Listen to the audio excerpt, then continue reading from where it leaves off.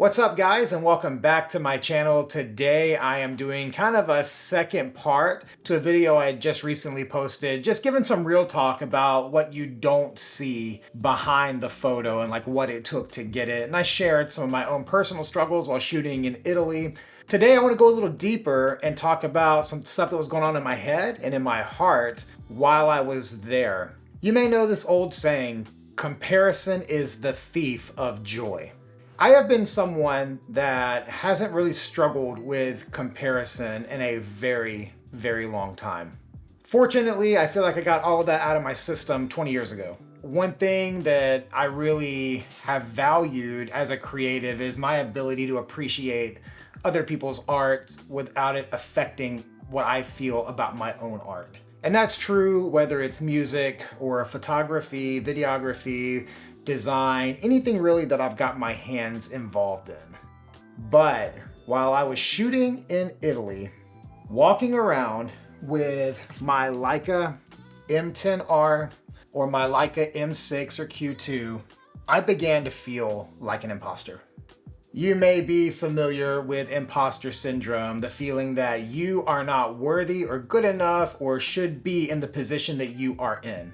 I follow some incredible creatives. I follow some just insanely talented photographers, and many of them happened to be in Italy while I was there. And as I shared in my last video, just trying to balance having my family there and shooting for clients and then shooting for personal stuff, I was really struggling to get out at the right times, to be in locations that were able to be captured in a way that didn't show, 100 people on the street or whatever. I shared all this already. But then I would get on Instagram and I would see other creatives that I follow in Rome or somewhere else I've been in Italy, and they're posting these just amazing photos shot on their Leica M10 or M11 or their M6. And I'm just like, oh my gosh, like I literally was in that same spot yesterday and I could never get this photo. And we all know that Leica is a pretty substantial investment. It's not something a ton of beginner photographers are picking up. It's something that you kind of like, you get into it because you like the look, you appreciate the heritage. You probably are already bringing some skill set to the camera when you get it, whether you're shooting film or digital. And I began to think, am I just not good enough? I would see these epic golden hour photos or this street with no crowd on it and people just out there just like crushing it, getting these shots, and they were just so good. And I look at mine, I'm getting, I'm on my Lightroom library and I'm scrolling at how I did today and I'm just like, man, I don't know if I've got it.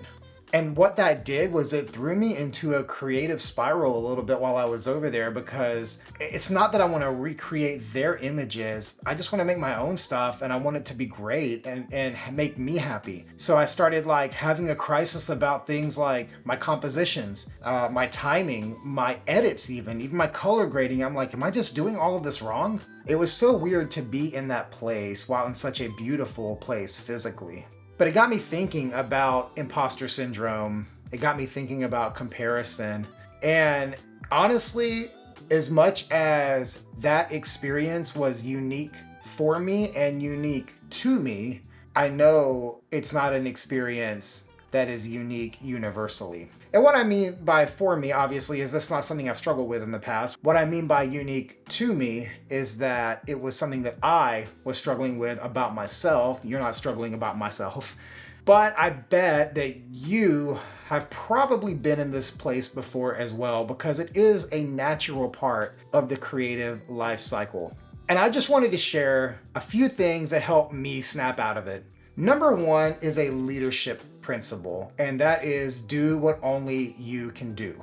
So if you're a photographer and you've got your camera, you might have a unique setup. I'm walking around with a Leica M10R. I don't know how many other people were in Rome walking around with an M10R that day. I've got the new 50 Summilux on here, and I don't know how many people have that as well, as they were walking around Rome the same time I was. Gear's irrelevant, by the way, I'm just making a point. But I've got this setup. It allows me to capture my compositions, the things that I would see with my own eye, in a way that this gear enables me to capture them.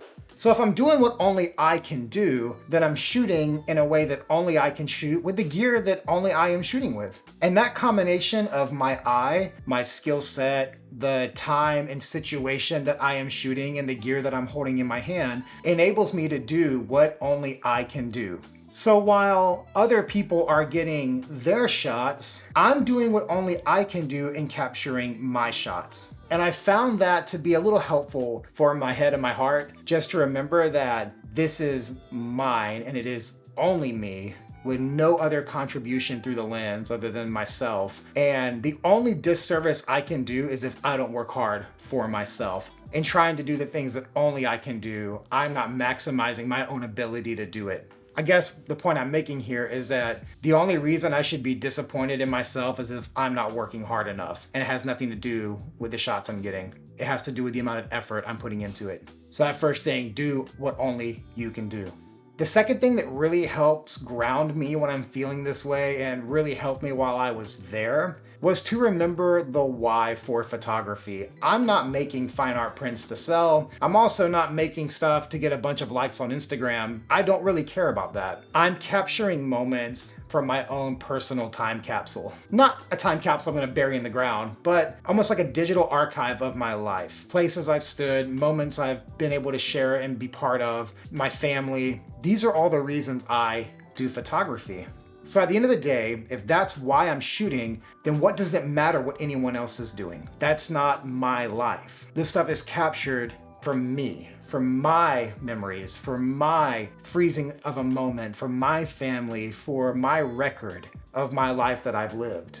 Someone else getting a great shot of a sunrise over the city of Rome has nothing to do with my life and my personal archive unless I am there as well. And just given the things I shared in my last video, I couldn't really be there. That doesn't matter because I'm documenting the life I'm living. I'm not trying to project a false identity over myself, trying to be real to where I'm at and in the real moments that I am in.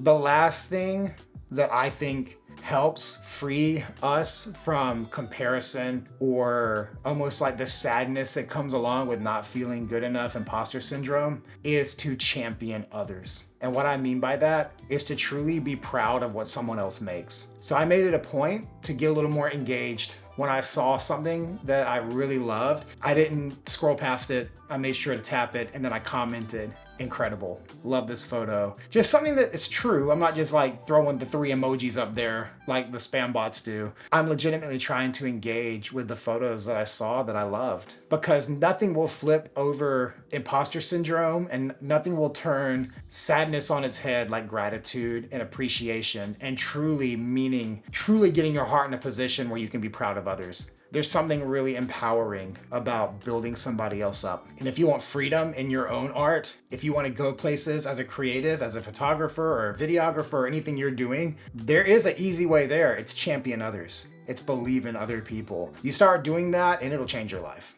So I made sure to free myself from the comparison by being a champion of the things I was seeing rather than letting those things beat me down. And it's hard, it's still a mental struggle. But that's what it took to snap me out of my own funk. This video today was meant to just be real. We're not talking about a lot of gear. I'm not showing you a bunch of images. You can go look at my galleries. The links are below. But I struggled. We all struggle. I want to peel the veil back a little bit so you can see what's really going on. It's not all highlights all the time. There's mental struggles, there's physical struggles, there's things you have to overcome. But ultimately, there's a lot of joy to be had in what we create. And I hope that you can find this joy always. And I want you to know that I appreciate you. Many of you send me your photos every day, showing me stuff you're capturing, getting my thoughts on things, which is really funny because I feel like 90% of the people that send me things I should be learning from. But I really am proud and honored when I see your work. It's so cool. So thank you for sharing. Guys, I hope this video helped your heart a little bit. Maybe you're struggling with the same things. I want to keep it real on this channel, not be some superficial guy in front of the camera telling you how awesome everything is. That's not always awesome. So we just get real, we do real talk. And I hope you found this video helpful. And if you found this video helpful and you think it might help others, send it over to them. We're all in this together and we've all got to overcome. All right, guys, thanks for watching. Be sure to like and subscribe and follow along. Hit me up on Instagram or my website, website, send me a message. I try to always respond or reply. Thank you guys again. We'll see you next time.